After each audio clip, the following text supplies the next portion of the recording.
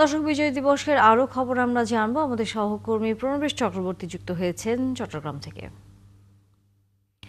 প্রণবেশ, আপনার কাছে জানতেই চাই, চট্টগ্রামে কিছুক্ষণ আগে আপনি যখন যুক্ত ছিলেন তখন বলছিলেন যে সাধারণ মানুষ অনেক আনন্দ এবং উচ্ছ্বাস নিয়ে বিজয় দিবস পালন করছে। এই মুহূর্তেও সেই খবর আপনার কাছ থেকে জানতে চাই।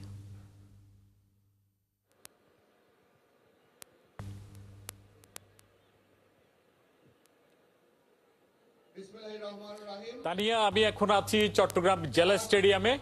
এখানে মহান বিজয় দিবস উপলক্ষে কুচকাওয়াজ এবং ডিসপ্লে প্রদর্শনী রয়েছে। অল্প কিছুক্ষণ পরেই এই আনুষ্ঠানিকতা শুরু হবে।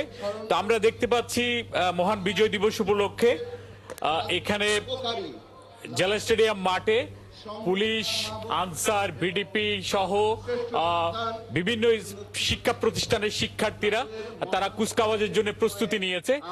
কিছুক্ষণ আগে চট্টগ্রামের বিভাগীয় কমিশনার জিয়াউদ্দিন তিনি এটি উদ্বোধন করেছেন। জেলা প্রশাসনের উদ্যোগে এটি আয়োজিত হচ্ছে। এর আগে ভোরে চট্টগ্রামের কাট্টলি যে অস্থায়ী স্মৃতিসৌধ রয়েছে সেখানে ৩১ বার তোপধ্বনির মাধ্যমে মহান বিজয় দিবসের কর্মসূচির উদ্বোধন করা হয়। এরপর Chittagong city corporation doctor Shahadat Hossain, জেলা প্রশাসক সহ সরকারি কর্মকর্তা কর্মচারীরা তারা পুষ্পস্তবক অর্পণ করে যারা আমাদের দেশের স্বাধীনতা এনেছেন সেই বীর শহীদদের প্রতি শ্রদ্ধা জানান। পরবর্তীতে বিভিন্ন রাজনৈতিক সংগঠন, বিভিন্ন সামাজিক সংগঠন, সাংস্কৃতিক সংগঠন তারা শ্রদ্ধা জানিয়েছেন বীর শহীদদের প্রতি। তো আমরা এখন যেখানে আছি দেখতে পাচ্ছি যে এখানে কুচকাওয়াজের জন্য সবাই প্রস্তুতি নিয়েছে। অল্প কিছুক্ষণ পরে এর আনুষ্ঠানিকতা শুরু হবে। সারা দিনব্যাপী আজকে মহান বিজয় দিবস উপলক্ষে নানান কর্মসূচি নেওয়া হয়েছে সিটি কর্পোরেশন, জেলা প্রশাসনের পক্ষ থেকে, যাদের কারণে, যাদের আত্মত্যাগের কারণে আমাদের এই স্বাধীনতা, এক সার্বভৌমত্ব এবং একটি দেশ আমরা পেয়েছি, লাল সবুজের পতাকা পেয়েছি। সেই মহান শহীদদের প্রতি শ্রদ্ধা জানানো হচ্ছে নানানভাবে, নানান কর্মসূচির মাধ্যমে। তো আজকে যারা এখানে একত্রিত হয়েছেন তারা বলছেন যে নতুন প্রজন্ম একটি নিরাপদ রাষ্ট্র তৈরি করবে, যেখানে কেউ অনিরাপদ থাকবে না। পাশাপাশি প্রত্যেকেই মুক্তিযুদ্ধের যে বীরত্ব গাথা, সেই বীরত্ব গাথাকে সঠিক এবং যথাযথ মর্যাদায় তারা স্মরণ করবে। নতুন প্রজন্ম সেই ইতিহাস জানবে, আমাদের বীর শহীদদের যে আত্মগাথা, তাদের কথাগুলো জানবে, মুক্তিযুদ্ধের ইতিহাস জানবে, সেটি প্রত্যাশা করেছেন এখানে যারা এসছেন তারা সকলেই। তো আমরা দেখতে পাচ্ছি এখানে কুচকাওয়াজের জন্য সবাই প্রস্তুতি নিয়েছে। বিভিন্ন শিক্ষা প্রতিষ্ঠানের পক্ষ থেকে শিক্ষার্থীরা আসছেন, অভিভাবকরা আসছেন এবং ডিসপ্লের মধ্য দিয়ে আমাদের যে গ্রামীণ জীবন এবং পুরো বাংলাদেশের যে বৈচিত্র্যময় সংস্কৃতি সেটি এই ডিসপ্লের মধ্য দিয়ে এখানে তুলে ধরা হবে। পাশাপাশি ডিসপ্লের মধ্য দিয়ে আমাদের মুক্তিযুদ্ধের সংগ্রাম নানান পর্যায়ে যেভাবে শ্রমিক, কৃষক থেকে শুরু করে সকলেই এই মুক্তিযুদ্ধে অংশ নিয়েছিল সেই বীরত্ব গাঁথাগুলো ডিসপ্লের মধ্য দিয়ে তুলে ধরা হবে। তো আজকে সারাদিন ব্যাপী নানান আয়োজন রয়েছে।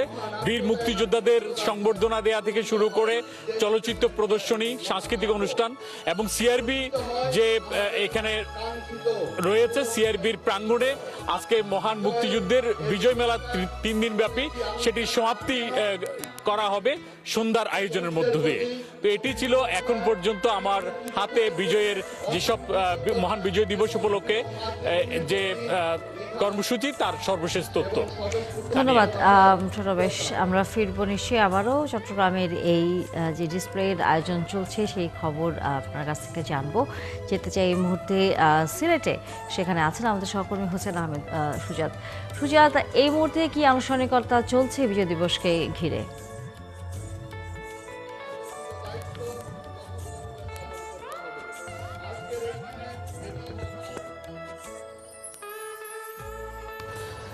ধন্যবাদ তানিয়া। মহান বিজয় দিবসের শুভেচ্ছা। আসলে সময় যত যাচ্ছে ততই কিন্তু সিলেটের এই কেন্দ্রীয় শহীদ মিনারে মানুষের উপস্থিতি বাড়ছে এবং নানা শ্রেণী পেশার মানুষ কিন্তু সিলেটের এই কেন্দ্রীয় শহীদ মিনারে বীর শহীদদের প্রতি শ্রদ্ধা জানাতে আসছেন এবং এখানে যারাই আসছেন তারাই কিন্তু এসে মূলত শহীদদের প্রতি শ্রদ্ধা জানাচ্ছেন, পাশাপাশি 1971 সালের নানান স্মৃতি তারা মনে করছেন এবং তারা বলছেন যে আগামীতে যে বাংলাদেশ পরিচালিত হবে সেই বাংলাদেশকে 71 সালের যে শিক্ষা, যে ত্যাগ আমাদেরকে দিয়েছিলেন মুক্তিযোদ্ধারা, সেই ত্যাগ থেকে শিক্ষা নিয়ে আগামী বাংলাদেশ চলবে। এখানে আসা নানা শ্রেণী পেশার মানুষের সাথে আমরা কথা বলেছিলাম।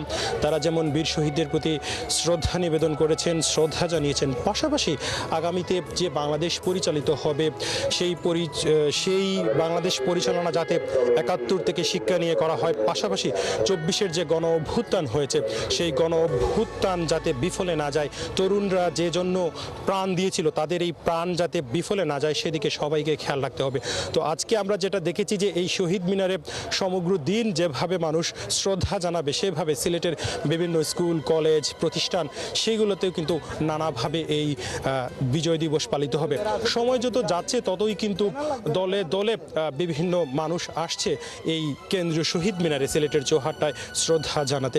আমরা যেটা দেখেছি যে সকালের প্রথম প্রহরে মুক্তিযুদ্ধ সংসদ শহীদদের প্রতি শ্রদ্ধা জানায়, এরপরে সিলেট জেলা প্রশাসন, সিলেট পুলিশ প্রশাসন, সিটি কর্পোরেশন, বিভিন্ন সরকারি বেসরকারি ব্যাংক, বিভিন্ন সামাজিক সংগঠনের যারা নেতাকর্মীরা রয়েছেন তারাও কিন্তু শ্রদ্ধা জানাচ্ছেন।